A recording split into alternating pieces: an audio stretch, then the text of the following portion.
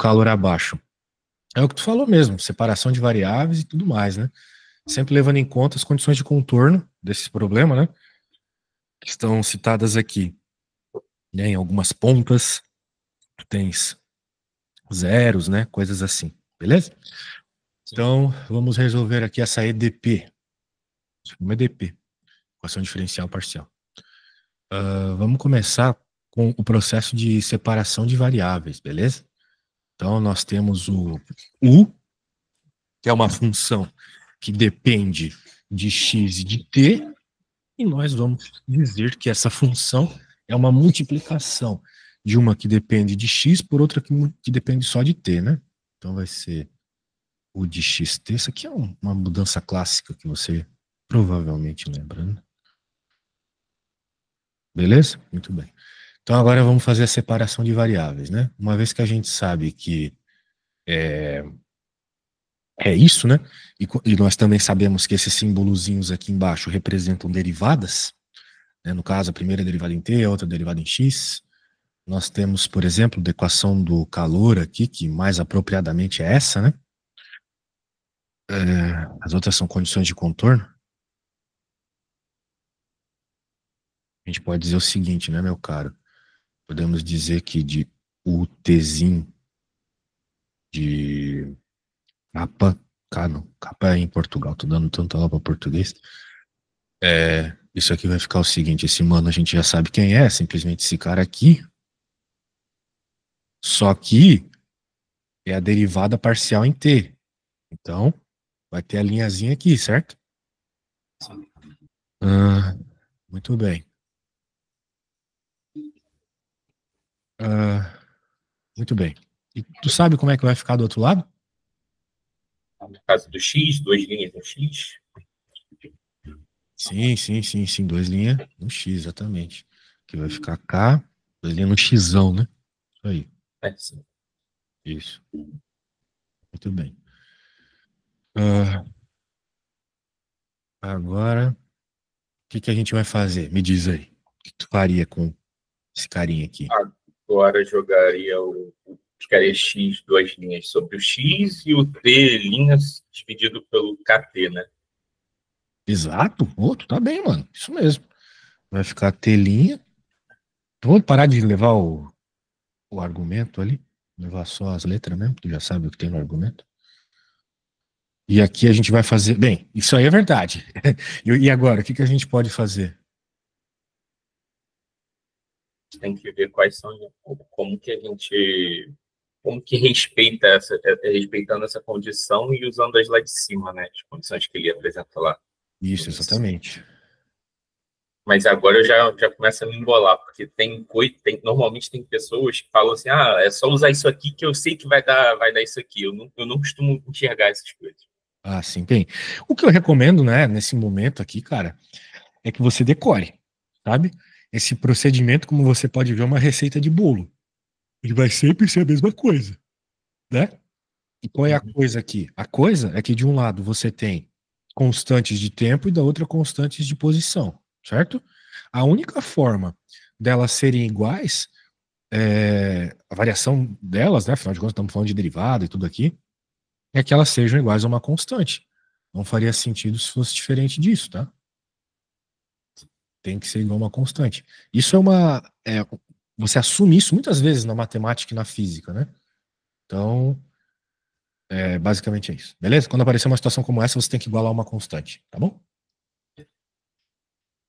No caso, uma constante negativa, justamente porque a gente já decorou que lá na frente vai ser importante que esse sinal seja negativo, etc. Tá? Mas é uma constante, isso que importa. Seja negativa ou positiva. Essa constante negativa, no caso, é uma convenção que a gente faz em problemas de altos valores, né? De toda forma, a gente pode dizer que temos duas equações daqui, né? Uma equação para o x, que é x duas linhas, x mais lambda igual a zero. Isso aqui é a famosíssima equação de onda, né? Parece na física. Você faz qual curso, cara? Eu faço engenharia mecânica. Na UF? Não, Pô, legal, UF é massa, já fui aí. Você fez prova. Eu fiz ITA, né? Mas eu já passei na UF. Ah, perfeito. Muito legal os macaquinhos na UF. Tem umas árvores aí que tinha um saguiço, uma coisa assim. Achei sensacional. Tem sim. Muito bem. Beleza, então meio que as equações já estão aí, né? Agora nós temos que usar as condições de fronteira ou de contorno. A gente costuma chamar essas condições aqui que ele deu de condições de fronteira de Newman. Mas isso é frescura. Importante que são condições aqui que vão te ajudar a chegar no valor dos coeficientes, né, e na expressão para cada uma das funções. Por enquanto a gente só tem equações diferenciais aqui, né? Já não dá, meio que já não dá para dizer que são parciais, né? Porque elas são efetivamente de uma variável só, né? Não misturam coisas diferentes. É só x e no outro é só t. Muito bem, então vamos dizer assim, ó. Quando que é a tua prova? Minha prova é amanhã. Pô, aí tô fazendo Mas tem milagre outra aqui. dia 28 também. Vamos Exame? ver. Oi? Exame não, né? Porque tem a prova e tem a reposição, no caso, que eu tinha mais de uma prova no mesmo dia e eu acabei indo fazendo essa loucura de fazer a reposição, mas eu vou tentar. Então, Bora. Mal não vai fazer. é, Depois toma uns goró lá no bar da faculdade e pronto. Ó, essas são duas condições que na prática elas nos dizem que a derivada na, vamos dizer assim, no começo e no fim do fluxo de calor, que pode, por exemplo, estar sendo dado por uma barra, né? É zero, né? Então tu não vai ter aqui, não vai ter aqui, né? Isso aí é tipo aqueles nós que aparecem na física, né? Tem que ver exatamente o contexto, mas mais ou menos isso. Muito bem. E a gente está só querendo resolver a conta, mas como eu sou físico, eu gosto de dar uma interpretaçãozinha. Então, bem, a gente tem essas duas condições, eu simplesmente tirei elas do enunciado, e a gente sabe também, pelo enunciado, que u de x, ou seja, a derivada primeira, a derivada parcial em x, na nossa expressão de u, que era o x vezes t, vai ficar x' t, né? Muito bem. E agora, né, nós podemos aplicar nas condições de fronteira. É muito chato ter que levar esses carinhas, mas vou deixar de ser vagabundo. Agora a gente vai colocar as condições de fronteira nessa expressão, né? Essa expressão separada. Então a gente vai poder dizer o seguinte, ah,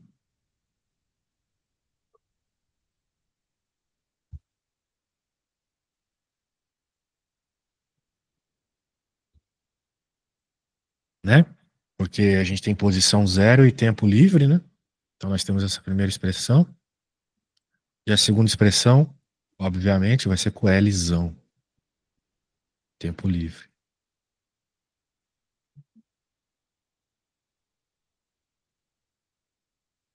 Muito bem.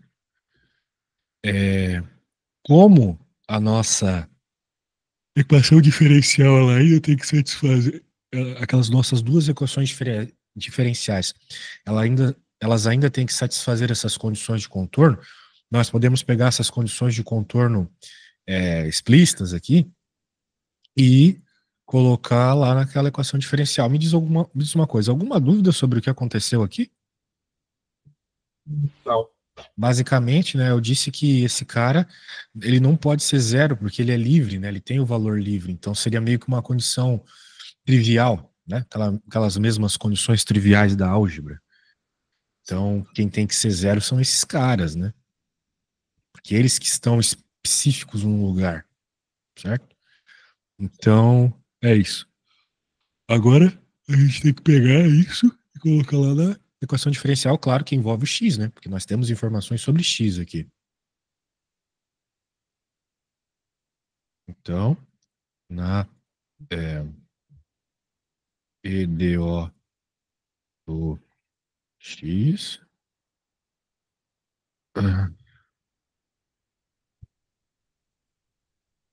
Já vou escrever ela de novo.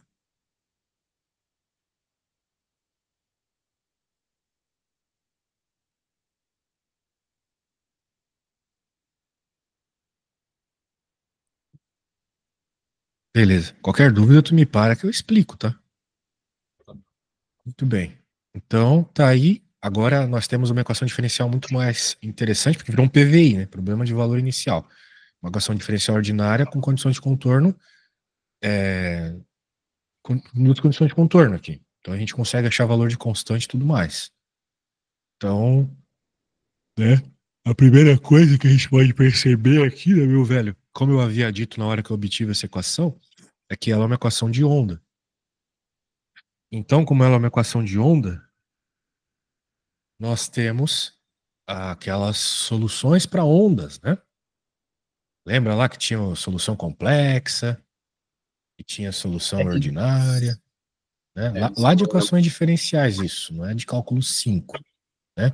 isso Quando, eu já não lembro tão bem. daí é tenso, mas tu lembra que, por exemplo, quando a gente tinha uma equação diferencial, né, a gente supunha,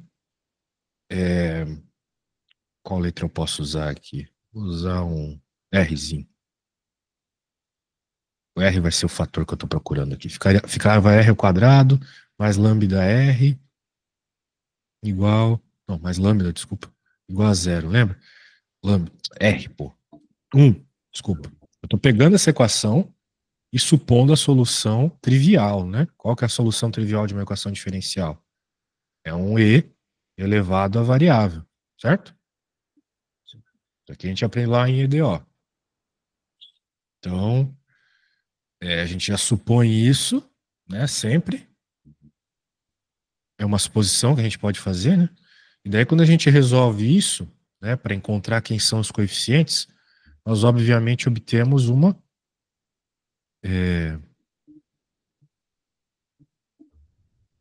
coisa desse gênero, certo? Ou seja, uma solução imaginária. E daí, quando nós temos uma solução imaginária, a gente pode usar aquela equação de Euler. Acho que você lembra dela, né?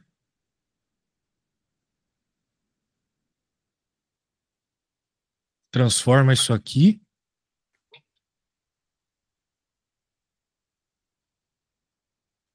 Ah, tinha um lambda aqui, né? Tinha esquecido. Então vai ficar lambda aqui. Então vai ficar lambda aí. Coisa de ensino médio, né? Isso aqui é Bhaskara. Né? O que eu resolvi aqui foi Bhaskara, beleza? Bhaskara. E na verdade, é equação quadrática. Bhaskara a gente só chama no Brasil. Bhaskara. Muito bem, né? Solução. Isso aqui é a solução, vamos dizer assim, padrão de EDO.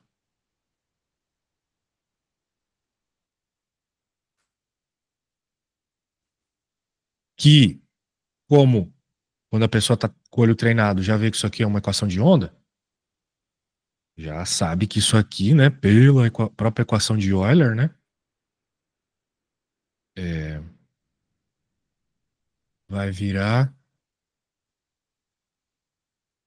isso aqui, olha só. A cosseno de, eu vou chamar assim, ó, mi x, porque isso aqui é a raiz de lambda, certo? Eu tirei só o menos um para fora. Vou fazer bem passo a passo aqui, bem matematiquinha do ensino médio. Ó. Então vai ficar mais ou menos i raiz de lambda. Eu até tinha esquecido aqui, que Zé Mané que eu sou. Que cada detalhe, né? Esse aqui é um detalhe que a gente joga assim, decoreba. Daí eu vou chamar de mi x aqui e vou chamar de seno de mi x aqui, onde esse mi é igual a raiz de lambda, beleza? Porque é muito feio ficar levando raiz o tempo todo. Uhum. Então essa é uma solução, né? Isso aqui é uma solução. Outra solução que poderia ser também, eu quero continuar explorando essa solução aqui, mas tem outra que eu quero falar também. Que essa aqui é meio chata de desenvolver. Não, mas eu vou desenvolver só essa. Depois eu vou te explicar por que a outra possível solução dessa equação diferencial aqui a gente vai ignorar. Tem outra. Por enquanto, o que importa para nós, né, é essa. Afinal de contas, poxa, a gente está falando de calor, estamos falando de ondas, né? Então é essa aqui que importa para a gente. Tudo bem até aqui? Deu para puxar da memória um pouco da solução da equação diferencial, o método da suposição aqui do RX, tá bom? Então tá aí. Então A e B, né, são os nossos carinhos. Então, assim, de novo, essa solução aqui aparece com muita frequência na matemática e na física, né? Solução de onda. Até aquelas próprias coisas que a gente aprende lá em MHS, na Física 2, vem daqui. Então, continuando. Agora nós temos que usar, de novo, as condições de contorno. Opa. Escrever assim, ó. Pelas condições de contorno. Bem, a primeira condição de contorno que a gente tem é x igual a zero. Isso você pode ver no enunciado da questão, né? Não vou ficar indo e voltando. Se você notar lá, a condição de contorno que ele deu pra gente era na derivada, né? Ó, aqui, ó. Falei que não ia voltar, mas voltei, né? Cadê? Aqui, ó, na derivada, tá vendo? Na derivada. Na derivada da função x. A função x é essa. Então, o que eu tenho que fazer? Derivar essa função. Então, você com certeza não chegou no cálculo 5 sem saber derivar. Você sabe qual que é a derivada do seno e do cosseno. Então, vai ficar x de zero igual a menos a mi seno de mi vezes zero mais b mi cosseno de mi vezes zero. Bem, o seno de zero é zero, né? Então vai sobrar só o b. Bmi, né? Porque o cosseno de zero é 1. Bmi, e a gente sabe que esse cara é zero, né? Também é uma das condições. Logo, como o mi não pode ser zero, porque o mi é um parâmetro livre, então um parâmetro livre que traz informação física do sistema, então quem é zero é o b.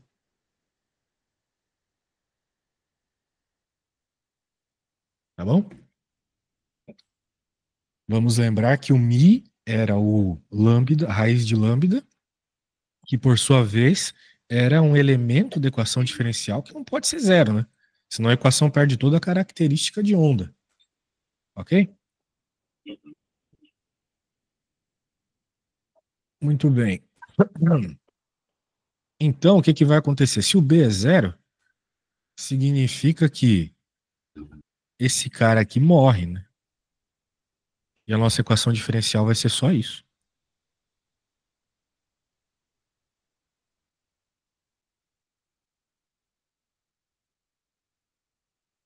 Agora a gente pode procurar o valor do A.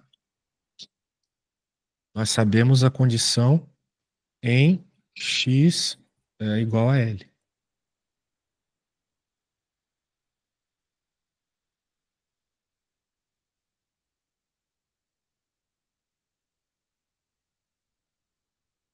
Bem, veja, como a minha equação ficou mais simplificada, menor dessa forma, fica um pouco mais rápido de encontrar quem é o valor do A.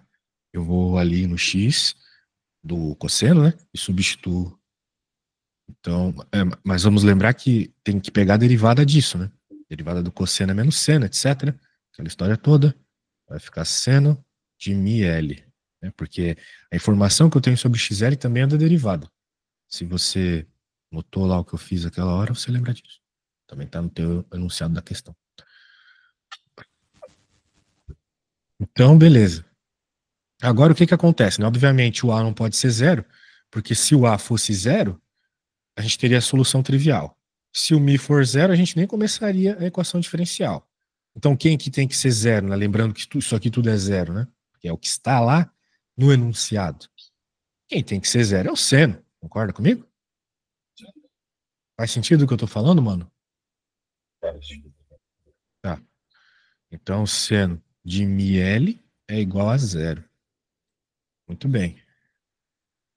Bem, se o seno de μl é igual a zero, significa que eu posso controlar o que faz esse seno dar zero, né? Porque não é qualquer coisa que zera o seno, né? São valores muito específicos que zeram o seno, a função seno em si. A gente aprende lá no ensino médio. Nós sabemos que quem zera o seno são múltiplos de π, ou seja, nπ, né? Se você jogar na calculadora o seno de 1π, seno de 2π, né? N sendo números inteiros, claro. N pertence aos naturais, vamos dizer assim. Nós estamos preocupados só em soluções positivas aqui. Então, 1, 2, 3, 0 também vale. Seno de 0 é 0, né? Seno de π é 0, seno de 2π é 0, seno de 3π é 0, e assim vai. Então, significa, olha só a mágica acontecendo aqui, mano. Significa que na prática, esse cara aqui que está zerando o seno tem que ser NP. Senão ele não ia zerar o seno. O seno só é zerado em múltiplos de π. Beleza? Sendo assim, eu posso até encontrar, vamos dizer assim, uma expressão para o Mi. Uma vez que o L é fixo, né? Afinal de contas, o L é o tamanho da barra. Está calculando ali o calor, de modo geral. Então, eu posso dizer que esse Mi, ele tem várias possibilidades de resposta, né? Pode ter vários valores, pode assumir vários valores, que vão ser sempre múltiplos de π sobre L, né? Para ficar mais claro. Onde esse N pode ser 1, 2, 3, 4, né? 0 também. Todas essas possibilidades aqui causam soluções para a nossa equação diferencial. A equação diferencial do x, no caso. Muito bem. Então, supostamente, né? Essa é a nossa solução. É a solução que vai nos trazer a resposta aqui. Só que tem um detalhe. Será que o zero pode? Né? Se o teu professor ele for muito chato, ele te tiraria pontos se tu deixasse dessa forma. Ou deixasse, vamos dizer assim, mais explicitamente dessa forma aqui, ó. μn, que é igual, vamos dizer assim, lambda n, que é igual ao μn ao quadrado, que é igual a n π L, né? Veja que eu voltei para o elemento da equação diferencial, que é o lambda, né? Aquele que lá no começo a gente supôs que era igual às duas equações diferenciais, né? Quando eu separei o x do t. E, claro, o x de n é isso aqui, cosseno de nπ sobre lx. Não é mesmo? Essas foram as soluções que eu peguei. Muito bem. A questão é o seguinte. Esse termo pode? Eu posso colocar zero ali? Não. Por quê? Porque eu tinha falado, quando eu comecei essa solução, que existia uma outra resposta além dessa, né?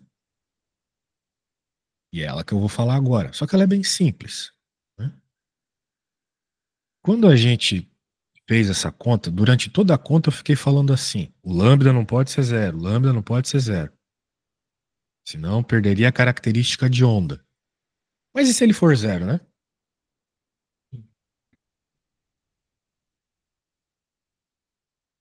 Vou até deixar claro que eu estou trabalhando aqui esse lambda diferente de zero, ok? Agora, se o lambda for zero, perdendo assim a característica de onda, essa nossa equação vai ficar muito simples, né? Vai ficar simplesmente x, duas linhas igual a zero. Que se você integrar duas vezes aqui, tenho certeza que você sabe integrar, vai ficar com a mais bx, melhor dizendo, né? Note que esse a e esse b não são os mesmos a's e b's da outra conta, né? Posso até chamar de c e d, para que você não fique confuso. Só que daí nós temos as condições de fronteira de novo, né? Que diz que a derivada em zero é igual à derivada em L, que é igual a zero.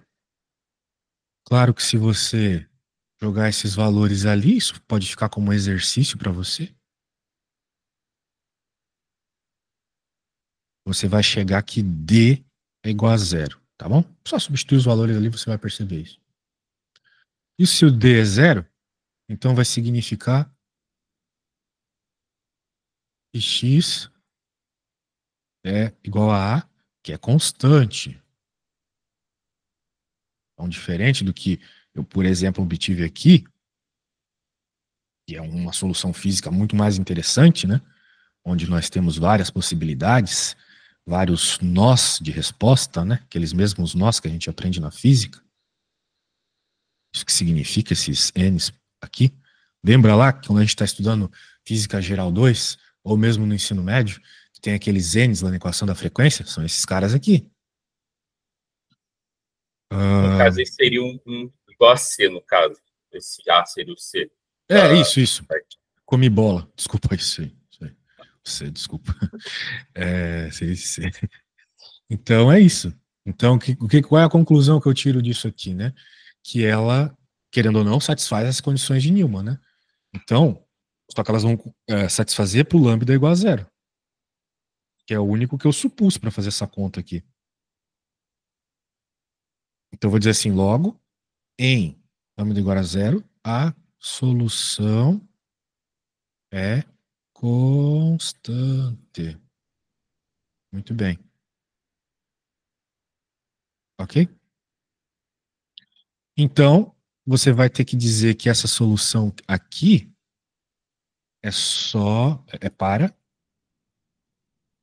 lambda diferente de zero, certo? E para No lambda caso, essa igual. seria tanto para lambda maior que zero e menor que zero, aquela? É que lambda menor que zero aqui talvez não faça sentido, entendeu? Então, de modo geral, a gente trabalha só com lambda positivo, beleza? Beleza. Não tem lambda negativo aqui, porque se tivesse lambda negativo, como é que eu posso te dizer, né? Na equação diferencial, esse cara tá sempre. Na equação de onda, esse cara tá sempre ao quadrado, então ele não tem a possibilidade de ser negativo, entende? É isso aí. Por exemplo, você deve lembrar daquela equação lá da física também, das ondas, ômega igual a raiz de K sobre M. Lá quando a gente está estudando a oscilação do massa-mola, né? Bem, esse cara, ele sai, imagine só, dessa expressão aqui, olha só. Que é o mesmo que a gente estava trabalhando agora há pouco, certo? Só que daí, quem que é esse cara? Esse aqui é a aceleração. Está sempre multiplicado pela massa. E esse aqui, né?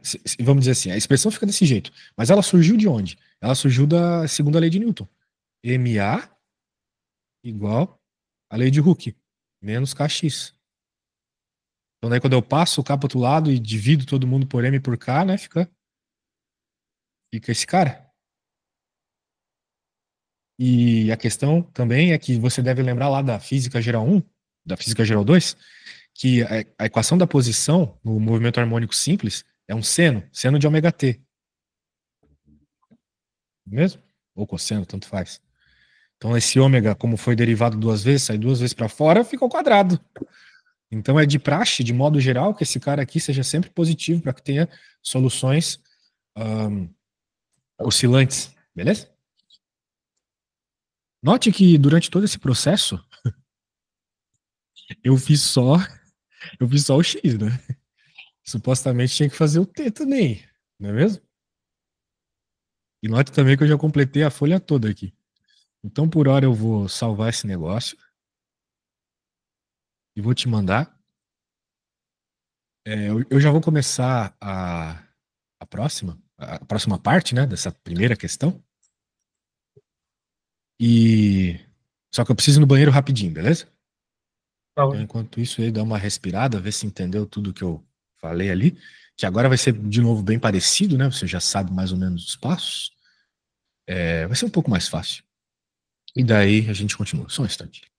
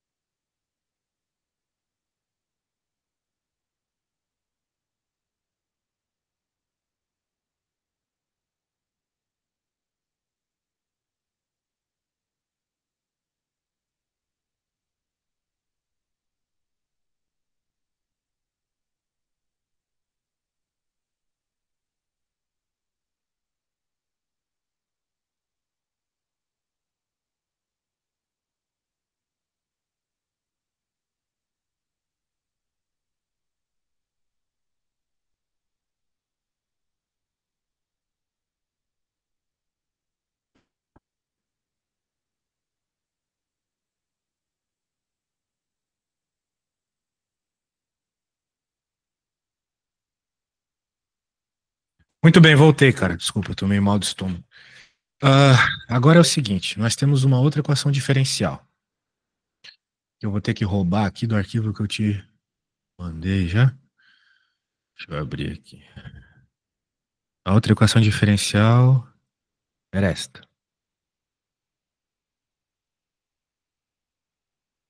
Como você pode perceber, ah, essa equação diferencial, ela tem o lambda, que a gente acabou de obter, por sinal, né?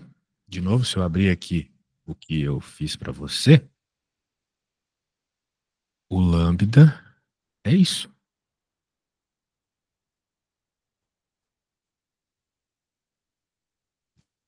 Oh, por que eu não trouxe o lambda junto? Deixa eu pegar aqui. Lambda N, né?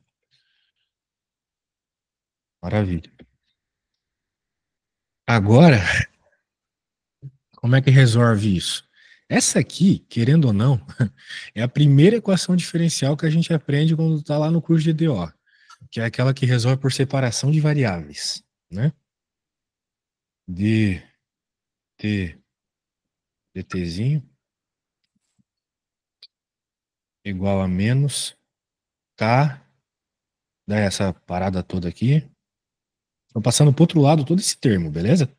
Matematiquinha básica aqui, não tem nada a ver com cálculo no momento, né? O que é isso aqui? Separação de variáveis. Esse termo todo vem para baixo, ou só o T vem para baixo, tanto faz. A constante fica lá do outro lado, né?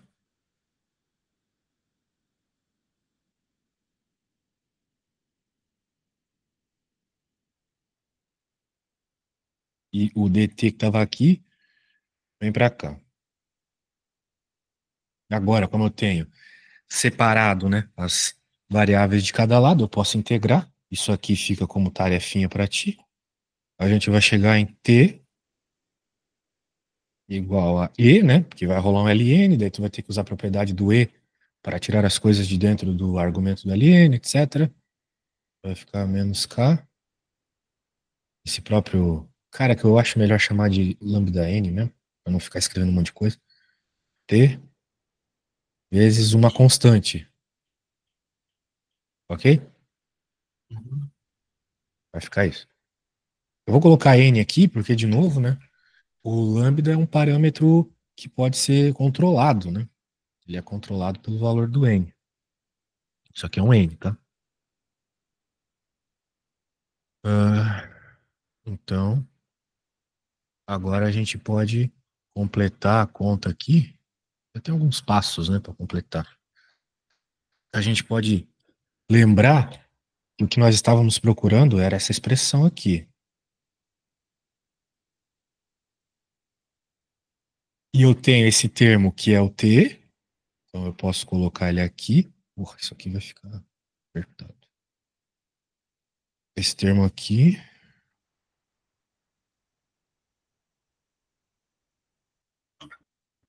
Por hora eu vou tirar essa constante. Eu vou colocar lá na frente. Constante na frente é mais bonito.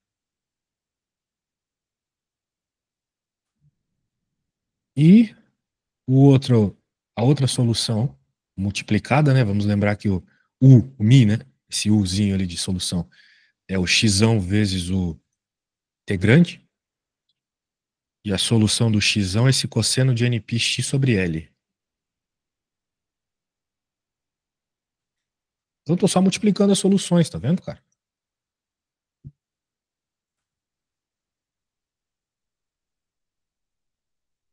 E para que a solução fique completa, né? Uma vez que nós temos contadores, algo tem que contar, né? Que é o somatório.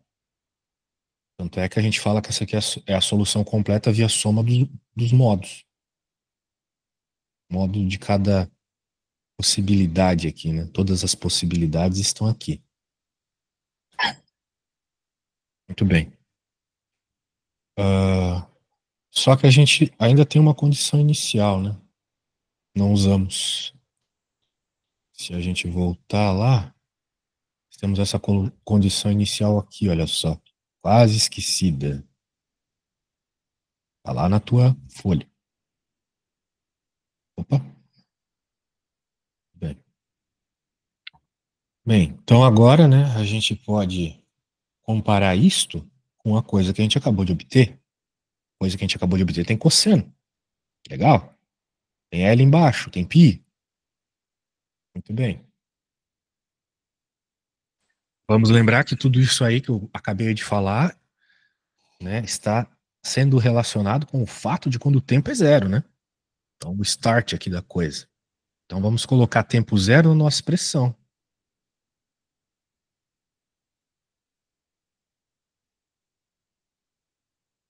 Onde tem t, vou pôr zero.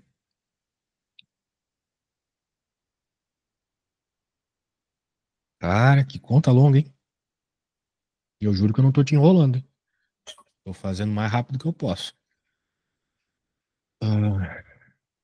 Então, no lugar do t aqui, eu posso apagar, que é o tempo, que é zero, né? Apagar não, colocar um zero ali.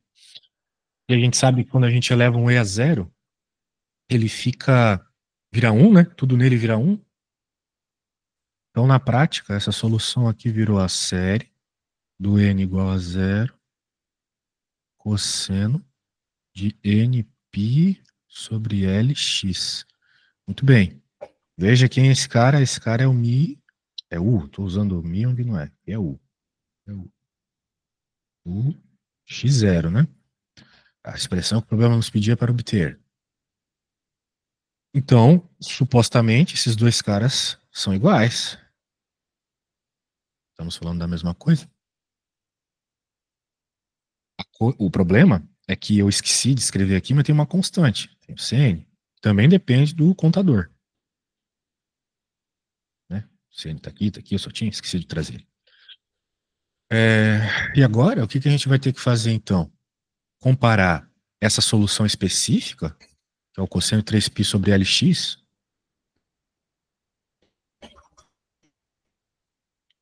com todo o somatório de possibilidades daqui, com C1, com C2, com C3.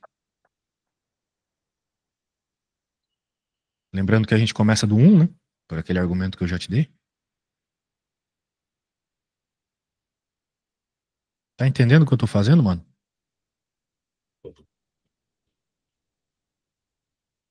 Aí, no caso, vai descobrir o que é o C1, né? Isso, estamos procurando a constante, né? Exatamente. Então, né, claro, a gente vai somar todo mundo aqui. E o que acontece é que, por exemplo, e tem um detalhe, né? Aí que tá. Talvez tu até poderia ter me corrigido, eu teria te achado top se tu tivesse dito isso. A solução, ela começa, as soluções, elas começam no zero, no n0, né? E eu falei para você aquela hora que o n0 era 1, não é mesmo? Ou melhor, eu falei que era uma constante a solução. Eu deixei bem claro que era uma constante, né? Quando o lambda é zero, a solução é constante. E o lambda depende de n, né?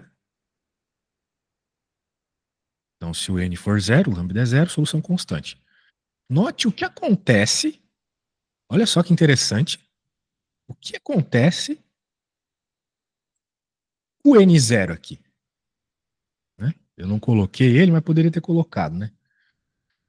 Eu vou até colocar aqui. Colocar ele aqui embaixo. Vou colocar uma linha só para ele aqui. C0 cosseno de 0 π sobre Lx, né? Mais C1, C2, C3. Olha só que legal que aconteceu quando deu zero aqui. Zero, zerou todo mundo, certo? E ficou só o cosseno de zero, que é uma constante, não é? Em especial, é, nós precisamos de um valor para essa constante, né? Lá em cima eu não deixei muito claro qual que era o valor da constante, né? Mas o valor dessa constante é 1, beleza? Você pode desenvolver a conta lá, aquela parte do C mais dx, você vai chegar que é 1, tá bom? Então, nós vamos usar isto aqui, né? Mas frescura, são detalhes, como eu falei, a parte importante está nas oscilações. Então, vou ter que dizer logo, isso aqui ficou cosseno de 3π sobre Lx igual a 1 mais, vamos lá para não me perder, né? Falando muita coisa aqui. A gente compara as coisas, né? E percebe que quem nos interessa tá aqui, olha só. Deixa eu assinalar. Tá no 3 aqui. Não sei porque eu coloquei um 2 aqui, idiota. 3, né? Estamos alterando. Então, quem que é o C3? C3 é 1 também. Por comparação, certo? Porque é assim, cara. Existe um negócio na matemática chamado soluções linearmente independentes. O que é isso? São respostas que você não consegue escrever como múltiplas das outras. De tal forma que quando a gente olha para isso aqui, o único termo que pode me trazer esta solução que eu acabei de circular é esse. Porque é o único termo que tem esse argumento específico. Eu nunca consigo escrever um cosseno como uma somatória de cossenos com argumentos diferentes. Porque cossenos com argumentos diferentes são perpendiculares, são linearmente independentes. Beleza? Então, por comparação, o C3 tem que ser 1. Ok? Beleza, C3 é 1. E vou até pintar de amarelo, de onde eu tirei a conclusão, né? Foi disso. E C0, 1. Eu vou colocar aqui por causa de lambda igual a zero. Depois você pode verificar lá, procurar o valor daquele C.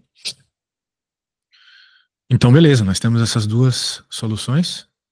E a gente conclui uma coisa muito interessante, né? Apesar da solução ter nos dado essa série, quando eu fiz a comparação com a condição de valor inicial do problema, que é essa, de todos os termos da série,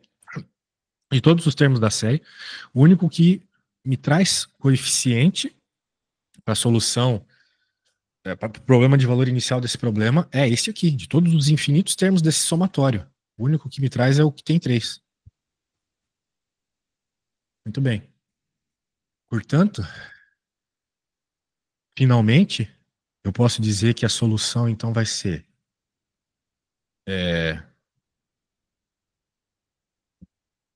o C3, que é 1, né? Posso colocar 1. E a menos K lambda 3, porque é o único que, de novo, tem solução aqui na parada. Cosseno de 3π L x. Note, eu de fato joguei fora todos os outros. Todos os outros eu tive que jogar fora. Porque eu concluí que todos esses coeficientes aqui são zero, cara. Isso é zero, isso é zero. Todos os outros vão ser zero. Para que isso aqui seja verdade, todos os outros têm que ser zero. Beleza?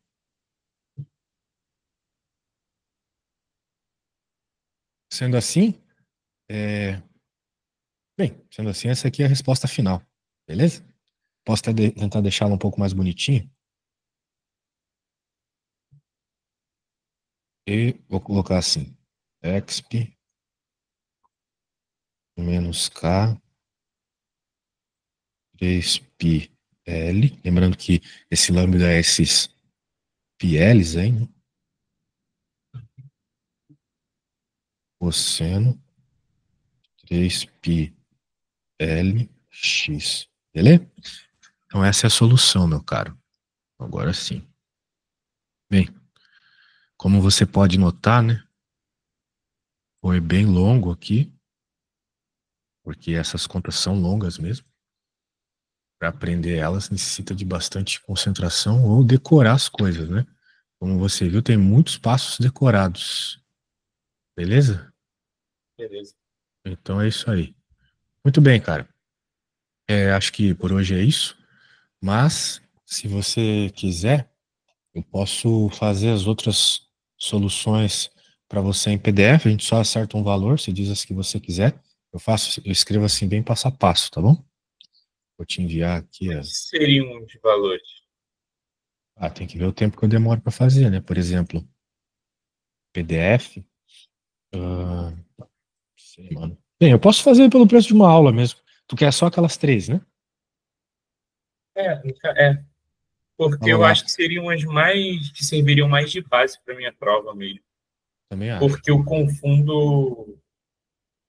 confundo muito os passo a passo. Tem a de onda, tem a de calor, tem a de Laplace. Eu tenho uma hora que eu faço uma, pego, eu vou pegar outra, eu tento fazer muito parecido e aí dá errado.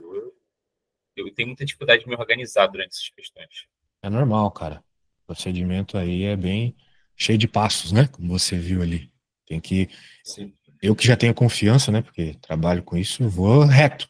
Mas pode ser que num problema aí tu se perca no meio do caminho, daí fica brabo, né? Mas então é isso. Se tu quiser, eu começo agora já e te mando logo logo, beleza? Tá bom.